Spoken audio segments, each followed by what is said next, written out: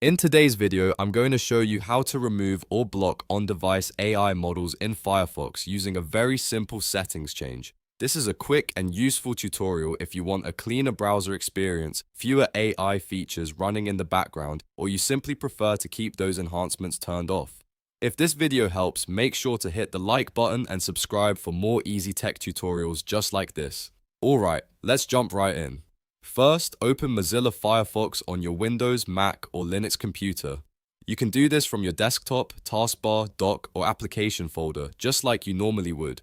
Once Firefox is open, look to the top right corner of the browser window. You'll see the three horizontal lines, also known as the menu button. Click that icon to open the Firefox application menu. From the menu that appears, click Settings. This will take you to Firefox's main settings page, where you can manage all of the browser's preferences and privacy options. On the settings page, look for the AI control section. Depending on your version of Firefox, you may need to scroll a little to find it, but it should be labeled clearly. Once you've found AI controls, click on it to open the available AI-related options. Now, look for the option labeled Block AI Enhancements.